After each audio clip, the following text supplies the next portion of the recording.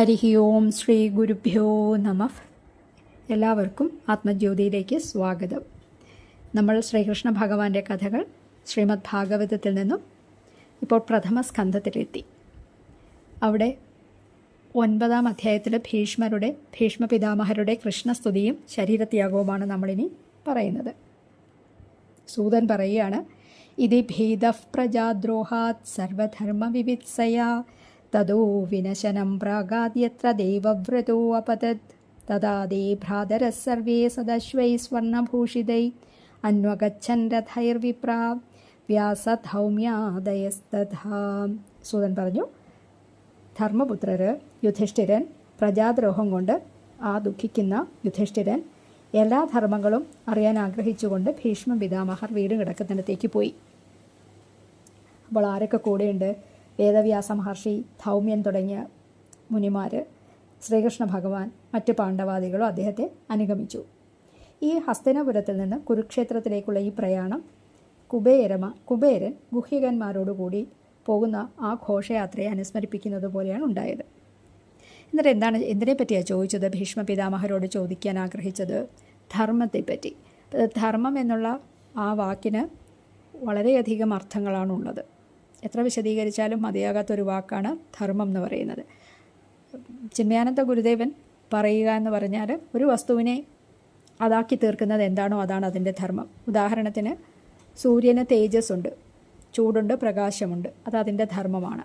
ഉപ്പിന് വായിലിട്ട് കഴിഞ്ഞാൽ ആ ഉപ്പ് രസമുണ്ട്, പഞ്ചസാരയ്ക്ക് മധുരമുണ്ട്, ഇതെല്ലാം അതിൻ്റെ ധർമ്മങ്ങളാണ്. ഇതുപോലെ നമ്മൾക്ക് മർത്യന്മാർക്ക് ധർമ്മമുണ്ട്. വളരെയധികം വിശദീകരണം വേണ്ട ഒരു വാക്കാണ് ധർമ്മം എന്ന് പറയുന്നത്. ഇതിനുശേഷം സ്വർഗത്തിൽ നിന്നും പതിച്ച ദേവനെ പോലെ ശരശയ്യയിലാണ് കിടന്നത് അല്ലേ ഭീഷ്മർ. ആ ഭീഷ്മരെ യുധിഷ്ഠിരനും കൃഷ്ണനും പാണ്ഡവരും മുനിമാരുമെല്ലാം നമസ്കരിച്ചു. അദ്ദേഹം, നമ്മൾ നേരത്തെ പറഞ്ഞു, കഴിഞ്ഞ ഇതിൽ പറഞ്ഞു, ഭീഷ്മരുടെ സ്വച്ഛന്ത മൃത്യുവാണ്.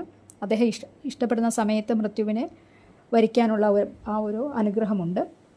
അദ്ദേഹം അങ്ങനെ കിടക്കുന്ന സമയത്ത് എല്ലാ ദേവർഷികളും ബ്രഹ്മർഷികളും രാജർഷികളും അവിടെ എത്തിച്ചേർന്നു. ഒരേ സമയം രാജാവും ഋഷിയുമായിരിക്കുന്ന ആളാണ് രാജർഷി എന്ന് പറയുന്നത്.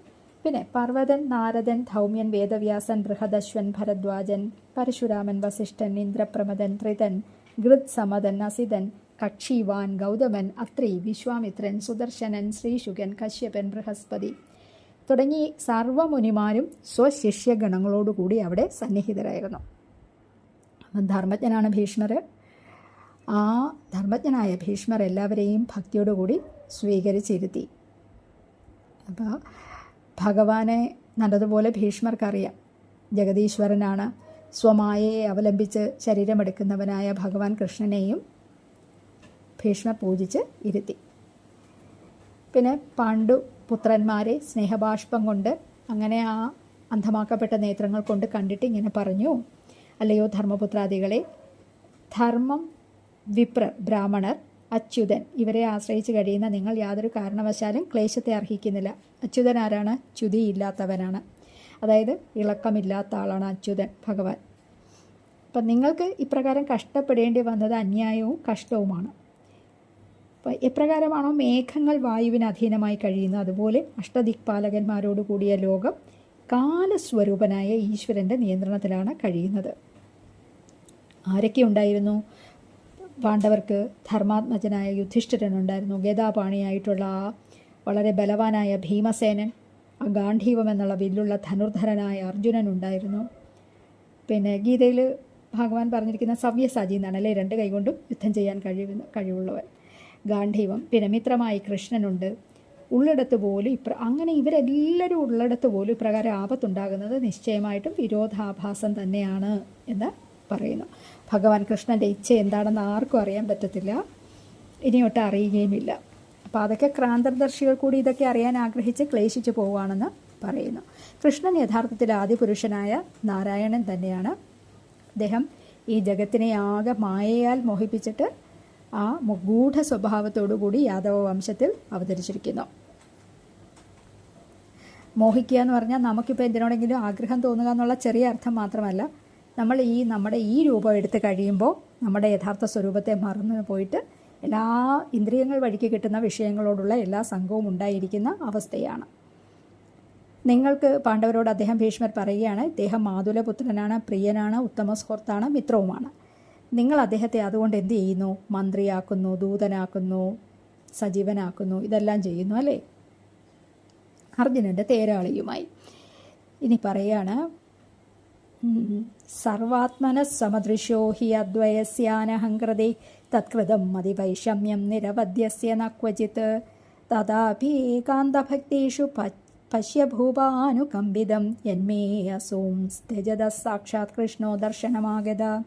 സർവാത്മാവ്, എല്ലാ ഭൂതങ്ങളിലും അന്തർയാമിയായിരിക്കുന്നവനും, സമദൃഷ്ടാവ്, എല്ലായിടത്തും ഒരേപോലെയുള്ള ആ സമദൃഷ്ടിയുള്ളവനും, അദ്വയൻ, രണ്ടില്ലാത്തത്, അഹങ്കാരമോഹിതൻ, ഞാനെന്ന ഭാവമില്ലാത്തത്, ആ രാഗാദികൾ സ്പർശിച്ചിട്ടില്ലാത്തവനുമായ ഇദ്ദേഹത്തിന് അങ്ങനെയൊക്കെ പ്രവർത്തിക്കുന്നതിന് യാതൊരു വൈഷമ്യവും ഇല്ല അല്ലേ? നമ്മൾ കണ്ടതാണ്, യുധിഷ്ഠിരൻ യാഗമൊക്കെ നടത്തിയ സമയത്ത് പത്മാതിഥികളുടെ പാദം കഴുകിച്ചത് ഭഗവാനാണ് കഴുകിച്ചത്. അപ്പം അങ്ങനെയെല്ലാം ആണെങ്കിലും അദ്ദേഹത്തിൻ്റെ ഭക്തന്മാരിൽ അദ്ദേഹത്തിന് വളരെയധികം അനുകമ്പയുണ്ട്. നോക്കൂ, ഞാൻ വീണ് പ്രാണൻ പോകാൻ കിടക്കുകയാണ്, എനിക്ക് ദർശനം നൽകാനായി അദ്ദേഹം ഇങ്ങോട്ട് വന്നിരിക്കുന്നു.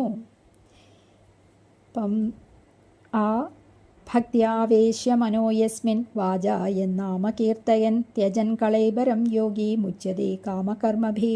ഭഗവാനിലെ ഭക്തിയോടുകൂടി മനസ്സിനെ ആവേശിപ്പിച്ചിട്ട് അദ്ദേഹത്തിൻ്റെ നാമങ്ങളെ പ്രകീർത്തിച്ചുകൊണ്ട് ആ ശരീരം വെടിയുന്ന യോഗി എല്ലാ കർമ്മബന്ധനങ്ങളിൽ നിന്നും മുക്തനായിത്തീരുന്നു എന്ന് പറഞ്ഞിരിക്കുന്നു.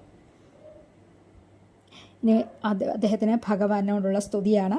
സദൈവ ദേവോ ഭഗവാൻ പ്രതീക്ഷതാം കളൈബരം യാവതിദം ഹിനോമ്യഹം പ്രസന്നഹാസാരുണലോചനോല്ലസൻ മുഖാംബുജോ ധ്യാനപഥശ്ചതുർഭുജ.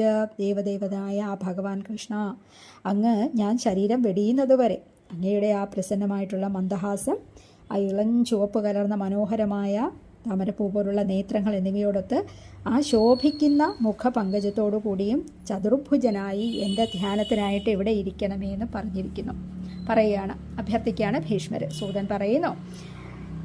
ഇത് കേട്ട യുധിഷ്ഠിരൻ ആ ശരശയ്യയിൽ കിടക്കുന്ന ഭീഷ്മ പിതാമഹനോട് നാനാവിധ ധർമ്മങ്ങളെക്കുറിച്ച് ചോദിച്ചറിഞ്ഞു. അപ്പോൾ തത്വജ്ഞനാണ് ഭീഷ്മാചാര്യർ. ആ മനുഷ്യ സ്വഭാവത്തിന് അനുയോജ്യമായത് വർണ്ണാശ്രമങ്ങളിലൊക്കെ അധിഷ്ഠിതമായിട്ടുള്ള വൈരാഗ്യം, രാഗം എന്നീ ഉപാധികളോട് കൂടിയതും, പിന്നെ നിവൃത്തി മാർഗമുണ്ട്, പ്രവൃത്തി മാർഗം, ഈ ലക്ഷണങ്ങളോട് കൂടിയ ധർമ്മതത്വങ്ങളെ, പിന്നെയോ ദാനധർമ്മം, രാജധർമ്മം, മോക്ഷധർമ്മം, സ്ത്രീധർമ്മം, ഭാഗവതധർമ്മം, ഇവ എങ്ങനെ പ്രാപിക്കാമെന്നുള്ള ഉപായങ്ങളെയും പുരുഷാർത്ഥങ്ങളെക്കുറിച്ചും മറ്റും ഇതിഹാസ പുരാണങ്ങളിൽ പറഞ്ഞിരിക്കുന്ന വിധത്തിൽ ഉപദേശിച്ചു കൊടുത്തു. അപ്പോൾ ഇദ്ദേഹം ഇങ്ങനെ പറഞ്ഞുകൊണ്ടിരിക്കുമ്പോൾ സ്വച്ഛന്ത മൃത്യുക്കളായ യോഗികൾ ഇഷ്ടപ്പെടുന്ന ഉത്തരായണ കാലം വന്നു. 1000 രഥികളെ നയിക്കുന്നതിന് പ്രാപ്തനായ ഭീഷ്മാചാര്യരപ്പോൾ എന്ത് ചെയ്തു? മൗനത്തെ പ്രാപിച്ചു. ശാന്തനായി മുന്നിൽ നിൽക്കുന്ന ആദിപുരുഷനും ആ മഞ്ഞവസ്ത്രം പീതവസ്ത്രത്തിൽ ശോഭിക്കുന്നവനും 4 ബാഹുക്കൾ, ചതുർബാഹുക്കളുള്ളതുമായ കൃഷ്ണനെ നോക്കിക്കൊണ്ട് കണ്ണടയ്ക്കാതെ ധാരണ ചെയ്തു മനസ്സിൽ. അപ്പോൾ അന്ത്യകാലെ എന്ത് കൊണ്ടാണ് നമ്മൾ അന്ത്യത്തിൽ ശരീരം വിടുന്നത്? അത് ആ ലോകത്തെ പ്രാപിക്കും നമ്മളെന്നാണ് അല്ലേ? ആ രൂപത്തെ പ്രാപിക്കും നമ്മളെന്നാണ്. അപ്പോൾ ഈ വിശുദ്ധമായ ധാരണ കൊണ്ട് അദ്ദേഹത്തിൻ്റെ ഭഗവാനെ തന്നെ കണ്ണിമ വെട്ടാതെ ധാരണ ചെയ്തതുകൊണ്ട് ഭീഷ്മരുടെ സർവ്വപാപങ്ങളും നശിച്ചുപോയി. ഭഗവത് ദർശനം കൊണ്ട് അദ്ദേഹത്തിന് ആയുധമേറ്റ വേദനയെല്ലാം ഇല്ലാതായി. അതാണ് ഭഗവാന്റെ കാരുണ്യം. എല്ലാ ഇന്ദ്രിയവൃത്തികളിൽ നിന്ന് നിവൃത്തനായി തീർന്നു. അദ്ദേഹം ഭൗതിക ശരീരത്തെ വെടിയുന്നതിൻ്റെ പ്രാരംഭമായി ഭഗവാൻ കൃഷ്ണനെ സ്തുതിക്കുകയാണ്. അപ്പം നമ്മൾ എല്ലാ ചിത്തവൃത്തികളും പ്രാരബ്ധങ്ങളെല്ലാം തീരുമ്പോൾ അവസാനത്തെ ചിത്തവൃത്തിയും എല്ലാത്തിനോടുമുള്ള രാഗം, ഒന്നിനോടുള്ള പ്രത്യേക ആകർഷണമെല്ലാം തീർന്നു കിട്ടും. അതുവരെയാണ് നമ്മളുടെ ജന്മങ്ങൾ, മനസ്സ്, സൂക്ഷ്മ ശരീരം പ്രവർത്തിച്ചു കൊണ്ടിരിക്കുന്നത് വരെ. നമ്മൾ ഈ ശരീരത്തിൽ ഇരിക്കുമ്പോൾ തന്നെ നമ്മൾ അടുത്ത ജന്മത്തിലേക്കുള്ളത് ഉണ്ടാക്കിയെടുക്കും എന്നുള്ളതാണ് ഗുരുക്കന്മാർ പറയുക. ശ്രീ ഭീഷ്മ ഉവാച ഇതി മതിരൂപകൽപ്പിതാ വിതൃഷ്ണ ഭഗവതി സാത്വത പുങ്കവേ വിഭൂമ്നെ സ്വസുഖമുപഗതേ ക്വചിത് വിഹർത്തും പ്രകൃതിമുപേയുഷീയത് ഭവപ്രവാഹ. അല്ലയോ ഭഗവാനെ, അവിടുന്ന് ആ സ്വസ്വരൂപത്തിൽ വർത്തിച്ച് പരമാനന്ദം അനുഭവിച്ചു കൊണ്ടിരിക്കുമ്പോൾ, ഈക്ഷതേ എന്നാണ് പറഞ്ഞേക്കുന്നത് അല്ലേ? അല്പമൊന്ന് ശ്രുതിയൊക്കെ പറയണത്, അല്പമൊന്ന് ആ ലീലയ്ക്ക് വേണ്ടിയിട്ട് മായയെ അവലംബിച്ചു. അങ്ങനെ എന്തുണ്ടായി? സൃഷ്ടി. അപ്പോൾ എന്തുണ്ടായി?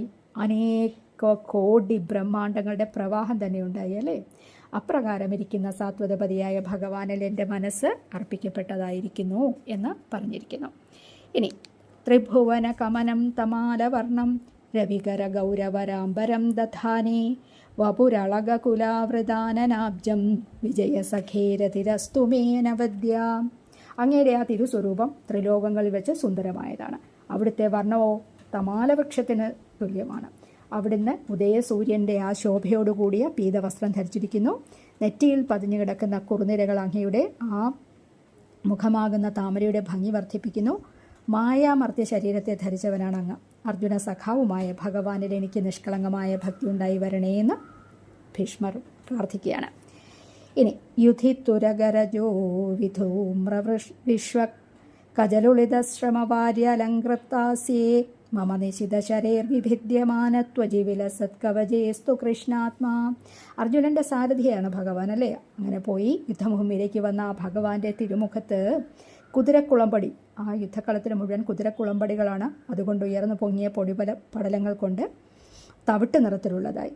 ആ മുഖത്ത് പതിഞ്ഞിരിക്കുന്ന വിയർപ്പ് തുള്ളികൾ ആ കുന്തളങ്ങളിൽ വിയർപ്പ് തുള്ളികൾ പറ്റിപ്പിടിച്ച് ഒട്ടിപ്പിടിച്ചിരിക്കുന്നു. എൻ്റെ കൂർത്തുമൂത്ത ശരങ്ങൾ ഭഗവാന്റെ കവചത്തെയും തൊലിയെയും പിളർന്നു. അപ്രകാരം ഇരിക്കുന്ന ഭഗവാനിൽ എൻ്റെ ആത്മാവ് രമിക്കണമേ എന്ന് പറഞ്ഞിരിക്കുകയാണ്.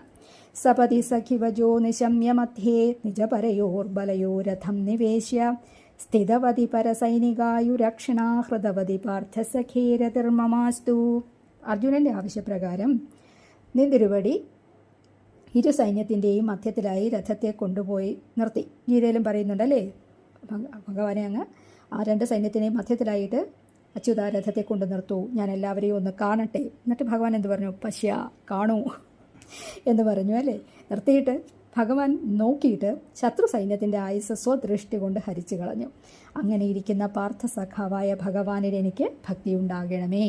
ഇനി എന്താണ്? വ്യവഹിത പ്രദനാമുഖം നിരീക്ഷ്യ സ്വജനവധാദ്വിമുഖസ്യ ദോഷബുദ്ധ്യ കുമതി മഹരദാത്മവിദ്യയായശ്ചരണരതി പരമസ്യ തസ്യ മേ അസ്തു. വ്യാപിച്ചു കിടക്കുന്ന ശത്രു സൈന്യത്തിൻ്റെ മുമ്പിൽ നിൽക്കുന്ന സുബന്ധുക്കളെ കണ്ട അർജുനൻ ആ മമത നിമിത്തം ഞാൻ എൻ്റേത്, അതാണ് ആ മമത, അത് നിമിത്തം യുദ്ധക്കളത്തിൽ നിന്ന് പിന്തിരിയാൻ തുടങ്ങി. അപ്പോൾ ഗീതോപദേശം നടത്തി അതെല്ലാം ഹരിച്ചു കളഞ്ഞു. ആ പരംപുരുഷനായ ഭഗവാന്റെ ചരണങ്ങളിൽ എനിക്ക് ഭക്തി ഉണ്ടായി വരണമേ എന്ന് പ്രാർത്ഥിക്കുകയാണ്. പിന്നെ എന്താണ്? സ്വനിഗമമപഹായമത് പ്രതിജ്ഞാമൃതമധികർത്തുമവപ്ലുതോരഥസ്തഫ് ധൃതരഥചരണോ അഭയാച്ചലദ്ഗുർ ഹരിരിവഹന്തുമിഭം ഗതോത്തരീയ. താൻ യുദ്ധക്കളത്തിൽ വെച്ച് ആയുധമെടുക്കില്ലെന്ന് ഭഗവാൻ ആദ്യമേ പ്രതിജ്ഞ ചെയ്തിരുന്നു. അതിനെ ലംഘിച്ച് എടുപ്പിക്കുമെന്നുള്ള ഭീഷ്മരുടെ പ്രതിജ്ഞയെ പാലിക്കാൻ വേണ്ടി ഭഗവാൻ സുദർശന ചക്രത്തെ, അതൊരു രഥത്തിൻ്റെ ചക്രമാണെന്നും പറയുന്നുണ്ട്, കയ്യിലെടുത്ത് രഥത്തിൽ നിന്നും ചാടിയിറങ്ങി ഭൂമി കുലുക്കിക്കൊണ്ട് ആനയെ കൊല്ലാൻ വരുന്ന സിംഹം എന്ന പോലെ എൻ്റെ നേരെ പാഞ്ഞു വന്നപ്പോൾ ഭഗവാന്റെ ആ ഉത്തരീയൻ തോളിൽ നിന്ന് പാറിപ്പോയി. ആ ഭഗവാനെ എനിക്ക് പ്രാപിക്കുവാൻ കഴിയണമേ. ഇനി ശിതിവിശിഖഹതോ വിശീർണദംശ ക്ഷതജ പരിപ്ലുതാദതായിനോ മേ പ്രസമമഭിസസാരമദ്വധാർത്ഥം സഭവതു മേ ഭഗവാൻ ഗദർമുകുന്ദ. കൂർത്തുമൂർത്ത എൻ്റെ അസ്ത്രങ്ങളൊക്കെ ഏറ്റ് ഭഗവാൻ അങ്ങയുടെ കവചം മുറിഞ്ഞു, അവ ദേഹത്ത് തറച്ച രക്തമൊടിച്ചു. എന്നിട്ടും അങ്ങ് ആയുധധാരിയായി എൻ്റെ മുമ്പിലേക്ക് ഓടി വന്നു. അങ്ങനെ ഇരിക്കുന്ന ഭഗവാൻ എനിക്ക് പ്രാപ്യസ്ഥാനമായി ഭവിക്കണമേ. മുകുന്ദ എന്ന് പറഞ്ഞാൽ മുക്തി ദദാതീതി മുകുന്ദാന, മുക്തി തരുന്ന ആളാണ് മുകുന്ദൻ എന്ന് പറയുന്നത്.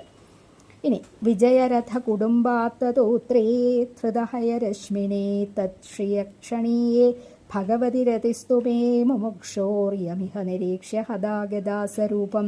അർജുനരഥമാകുന്ന ആ കുടുംബത്തിൽ ഒരു കൈയിൽ ചമ്മട്ടിയും മറുകൈയിൽ കടിഞ്ഞാണം പിടിച്ചിട്ട് നിൽക്കുന്ന ഭഗവാന്റെ ആ തിരുസ്വരൂപത്തെ ദർശിച്ച് യുദ്ധത്തിൽ മരിച്ചവരെല്ലാം ഭഗവാന്റെ രൂപം കിട്ടി, സാരൂപ്യ മുക്തി കിട്ടിയല്ലേ. മുക്തി പലതരമാണ്. മോക്ഷയിച്ചുവായ എനിക്ക് കമനീയമായ രൂപത്തോടു കൂടിയ ആ ഭഗവാനിൽ ഭക്തി ഉണ്ടാകണമേ. ലളിതഗതി വിലാസ വൽഗുഹാസ പ്രണയ നിരീക്ഷണ കൽപ്പിതോരുമാനാഫ് കൃതമനുകൃതവത്യ ഉന്മദാന്ധ പ്രകൃതിമകമൻ അകൻകില യസ്യ ഗോഭവത്വ. അല്ലയോ ഭഗവാനെ, അങ്ങയുടെ ലളിതമായ ആ സഞ്ചാരം, പ്രണയം തുടിക്കുന്ന കരുണാകുലമായ ഈക്ഷണം, നേത്രം, ശൃംഗാരരസം കലർന്നതും മനോഹരമായ പുഞ്ചിരി, ഭഗവാന്റെ പുഞ്ചിരി അല്ലേ, മുതലായവ കൊണ്ട് മതാന്ധരായി തീർന്ന ആ ഗോപസുന്ദരിമാര് അങ്ങയുടെ ചേഷ്ടകളെ അനുകരിച്ച് അങ്ങയിൽ തന്മയത്വത്തെ പ്രാപിച്ചു. അങ്ങനെ ഇരിക്കുന്ന അങ്ങയിൽ എനിക്ക് ഭക്തി ഉണ്ടാകണമേ. ഇങ്ങനെയെല്ലാം പ്രാർത്ഥിച്ചിട്ട് ഭീഷ്മാചാര്യർ മനസ്സ്, വാക്ക്, ദൃഷ്ടി തുടങ്ങിയ വ്യാപാരങ്ങൾ കൊണ്ട് ആത്മാവിനെ ഭഗവാനിൽ ലയിപ്പിച്ചു. ഇത് ശ്രീമദ്ഭാഗവതേ മഹാപുരാണേ പാരമഹംസ്യാം സംഹിതായാം പ്രഥമസ്കന്ധേ യുധിഷ്ഠിരരാജ്യപ്രലംഭോ നാമ നവമോऽധ്യായः. ഹരി ഓം.